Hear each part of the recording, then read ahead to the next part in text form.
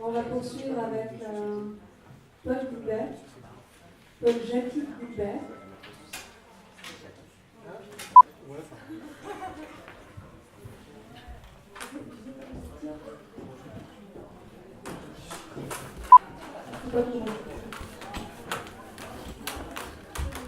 Tu peux commencer le titre de la performance de Paul Jackie Goubert? Dites un programme.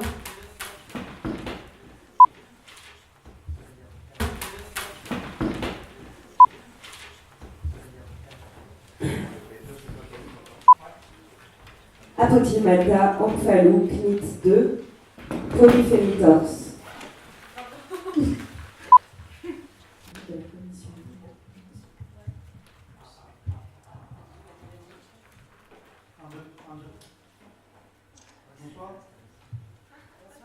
Merci d'être resté. Merci. J'ai réglé le plateau pour 20 minutes. Voilà. Je lance le plateau. Show in a parable to what extent our nature is enlightened or unenlightened. Envision human figures living in an underground cave with a long entrance across the whole width of the cave. Here they've been from their childhood and have their legs and necks chained so that they cannot move and can only see before them, being prevented by the chains from turning their heads around. Above and behind them, a fire is blazing to distance. They see only their own shadows, which the fire throws on the opposite wall of the cave. For how could they see anything but the shadows if they were never allowed to move their heads? Between the fire and the prisoners, there is a raised way, a low wall built along the way like the screen which puppet players have in front of them, over which they show the puppets.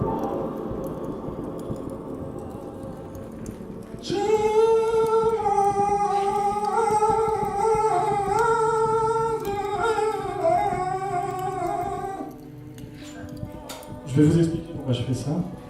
Peut-être pas tout de suite. Je vais pas le faire à chaque fois. Je suis parti de Pagela, donc il y a Segonda, Ubasu et Tersa. Là, c'était, vous venez d'entendre Tersa, qui, tout le monde au berger, disent que c'est la chèvre. Moi, là, je suis en train d'être le mouton, et plateau, plutôt obstiné, un peu bœuf, comme ça. Ça, c'est pour commencer à parler d'une histoire d'hybridation qui serait de cet ordre-là. Quelque chose qui recoupe plusieurs individus dans une mutation, en fait. C'est ce que j'essaie de chercher. Voilà.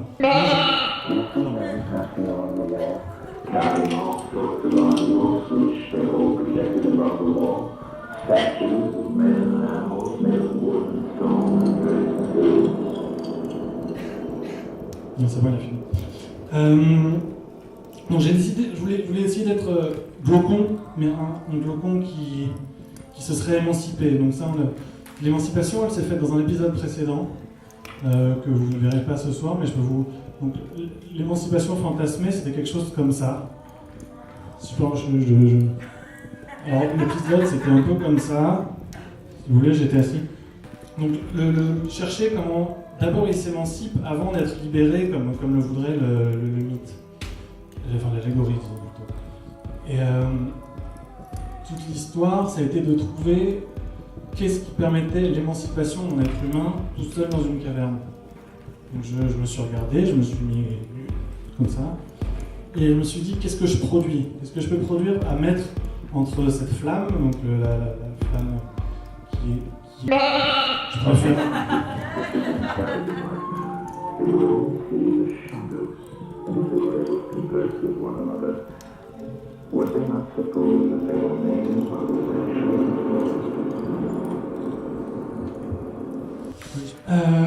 Donc, j'ai cherché donc la forme qui verrouillait comme ça, parce que forcément il décrit quelqu'un qui est bloqué avec des chaînes, ne bloque pas une rotation avec des chaînes. J'en ai mis pour la déco là, mais un truc qui est plus de l'ordre du cornadi, donc pour les moutons qui bloquent, qui empêchent la rotation.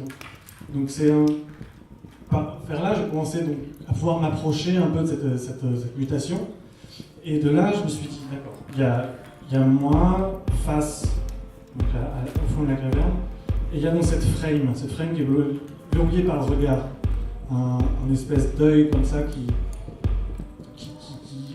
dont le champ est limité. Donc, quel animal pouvait m'aider à ouvrir ce champ de regard et passer à un champ plus grand, ouvrir le champ. Donc là, je me suis dit que le mouton permettait de passer à 270 degrés, c'est pas mal.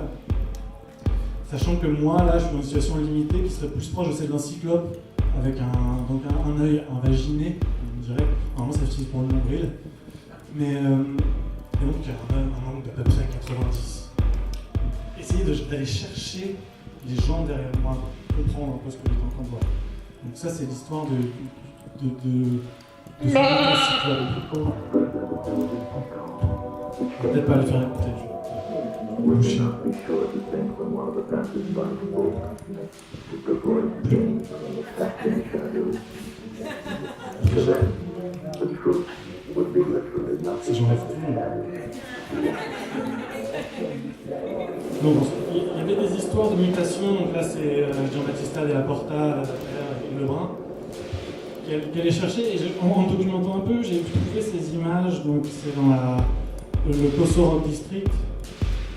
Donc, c'est des peintures qui datent de 40 000 ans. Et on voit, en fait, une espèce d'évocation de moutons et humains ensemble. Donc, dans l'interprétation, c'était des chasseurs qui chassent les moutons, une espèce de moutons sauvages. Je me suis dit que peut-être c'était plus un truc de mutation, sachant que dans la deuxième partie, ça va pas tarder à tourner. Dans la deuxième partie, on voit un espèce de géant cyclopéen lumière. Et là, je me suis dit, c'est peut-être le foyer derrière. Et là, ça nous ramène à. On sait que Platon disait beaucoup Homère, le critiquait beaucoup. Et ça m'a ramené à peut-être l'idée que cet homme de la caverne, c'était un genre d'Ulysse face à Polyphème. Polyphème, le multi-raconté, le multi-dit, c'est le géant anthropophage. Et je me suis dit que peut-être c'était ce côté-là qu'il fallait chercher pour trouver une phase de mutation. Évidemment que Ulysse, le souvenez, s'accroche sous le mouton pour sortir de la caverne. À propos du mouton enfermé, je ne sais pas si vous connaissez le Shrike mouton. C'est un mouton qui est resté 6 ans dans une caverne en Nouvelle-Zélande. Il avait plein de veines. J'ai trop chic.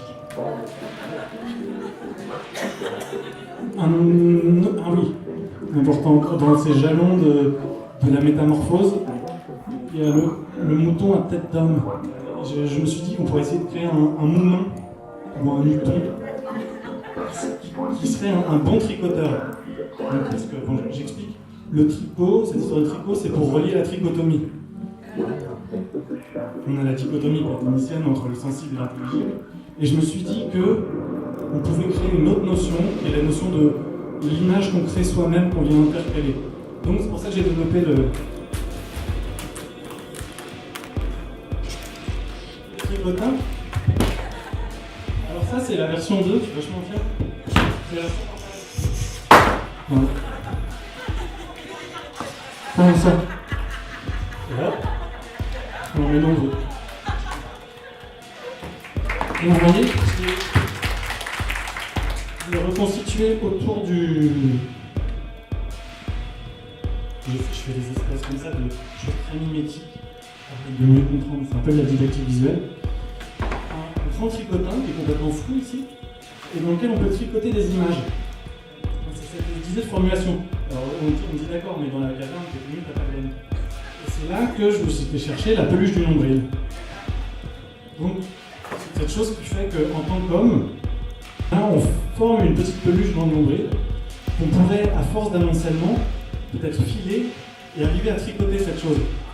Donc, l'idée est... Oh. Parce que vu que j'ai forcément, j'ai perdu le fil.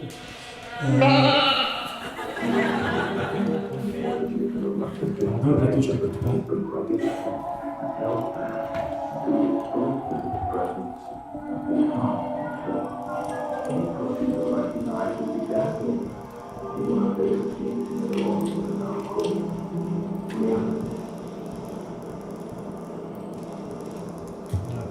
Oui, donc c'était ce passage de j'ai une poussière dans l'œil, je me regarde le nombril, j'ai une poussière dans le nombril, une poussière dans l'œil du nombril, j'ai un mouton dans l'œil du nombril. C'est ce fragment qui... Parce qu'évidemment, nous on dit un mouton poussière en français, en anglais c'est dust bunny, ça peut beaucoup dire moins de choses dans ce que j'ai à dire, mais là c'est le lapin de Stanford, c'est le premier lapin qui a été scanné en 3D. Donc sur cette histoire de mimésis. Donc l'homme phallos, donc le nombril, donc Peluca umbilicus, c'est en latin, c'est comme ça qu'on appelle cette peluche. Apotimata omphalou, c'est une traduction que j'ai faite qui serait la même chose en grec. Et ça c'est l'homme phallos Delphi. Donc ce serait le nombril de Zeus, qui est en fait une pelote qui a été lancée sur Terre pour placer le centre du monde. Et donc, si on représente comme une pelote, c'est qu'en fait, ils ont croisé deux morceaux de gens, disons, et que c'est aussi la pelote qu'entourait la pierre qu'a avalé Chronos, qui a permis à Zeus de vivre.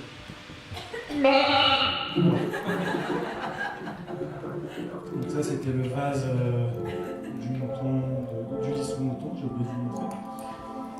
Lack of exercise, too much coffee, and maybe also too much egotism.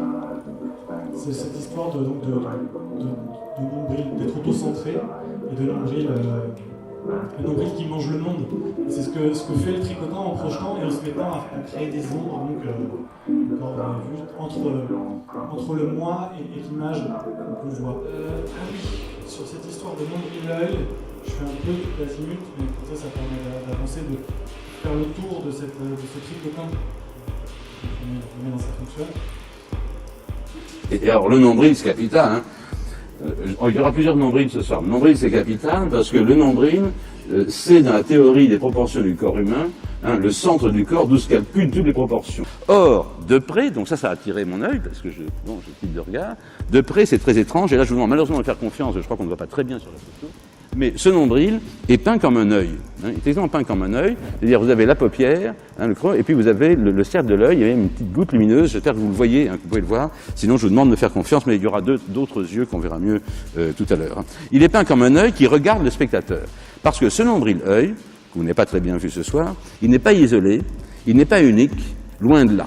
Alors, il y aurait là qu'une anecdote. Hein, je suis presque en ce moment au niveau de l'anecdote.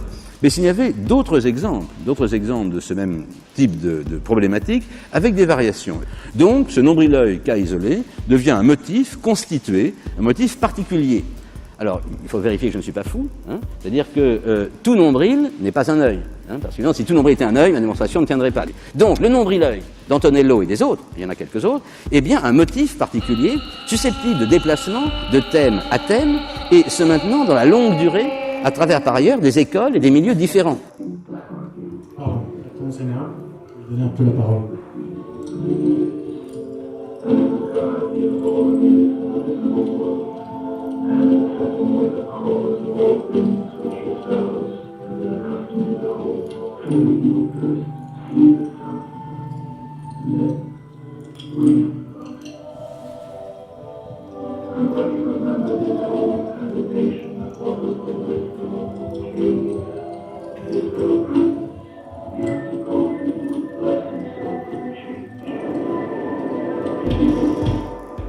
Donc voilà, l'histoire de ce nombril-œil, c'est vraiment une perception qui se lance comme ça à travers... Ça m'a permis en fait de partir et de tisser le lien avec le cyclope, sachant que ce serait un œil unique qui serait situé au niveau du ventre. Donc ça pour tisser quelque chose comme ça, une espèce de somme complexe d'éléments, une pelote qui permet de peut-être comprendre alors déjà où se situerait cette caverne. C'est-à-dire que là, si on part sur les estimations, on dit souvent que la caverne, cette caverne de Polyphème, se trouverait en Sicile. Mais il y a des personnes qui évoquent peut-être la Sardaigne. Et il y a les Lestrigons qui sont situés en Sardaigne. Et certaines personnes disent que les Lestrigons et Polyphème seraient sur la même île. Ce qui voudrait dire que Polyphème serait en Sardaigne si on suit le syllogisme. À vérifier. Mais tout ça pour dire que cette page-là ne vient pas de nulle part. C'est validé. Ensuite, le tissage nous emmène donc dans cette ombilicide qui serait la fin de la trichotomie. Donc on a d'un côté le feu, donc la base, ce que voit l'esclave. Excusez-le. Et en face, on a donc ce qui serait la perception solaire. Donc à ce propos, je peux vous montrer la version précédente, dans l'émancipation de Glaucon, on était remonté jusqu'au soleil. Là, je reste un peu dans la caverne parce que j'essaie de me dire que, un peu comme un misosophe, tisser à l'intérieur et faire des images sur les images qui me sont proposées, c'est en quelque sorte inverser la projection et presque enflammer le tricotin pour montrer au contraire. Ce serait un peu ce mythe du mouton qui devient berger. Voilà, donc ça c'est le cas d'un mouton qui se prend pour un chien berger. Il a l'air assez joyeux. Alors je sais pas si on serait aussi joyeux si on y arrivait, mais disons que ça a l'air au moins à la base. Encore une fois, c'est la mimésis mais comportementale. Voilà, il y avait cette histoire de soleil, oui, c'est là. Donc j'en étais à cette histoire de soleil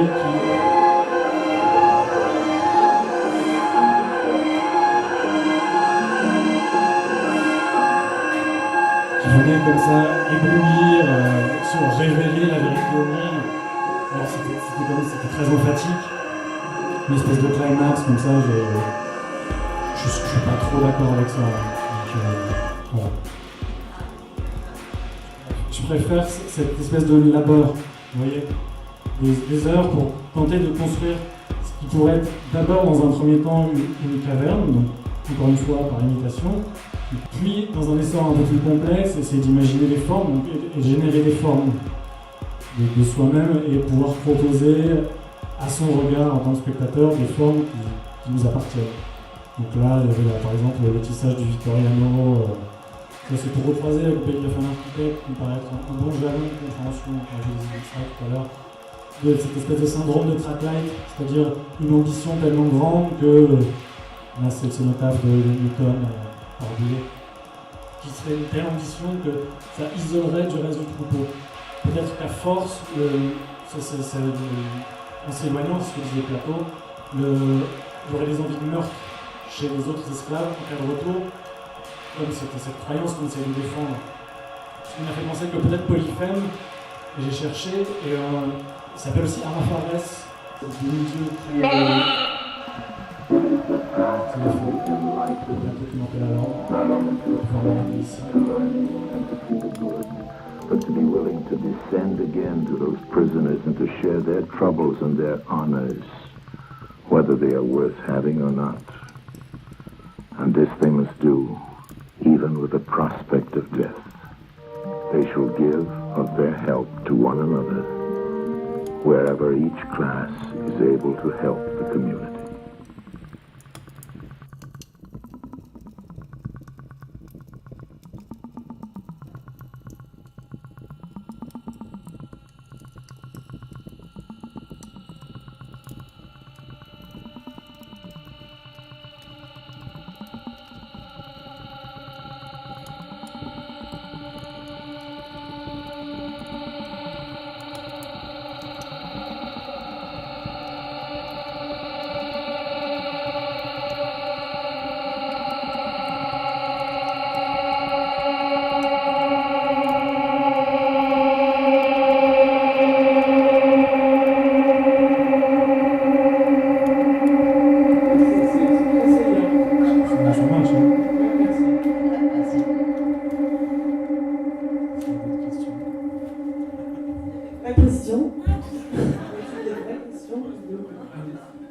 Le mouton cyclope, je voulais pas montrer. Vous voulez montrer ou pas?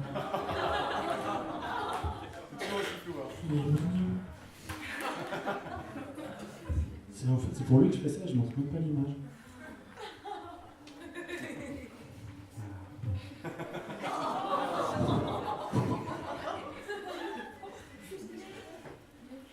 Oui, c'est des excès de cyclopamine qui sont dans certaines plantes et qui génèrent chez les brebis, par le cordon ombilical, qui génèrent des moutons cyclopes. Il y en a quelques-uns.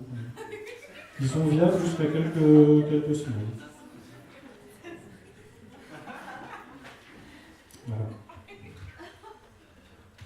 Y a-t-il d'autres questions?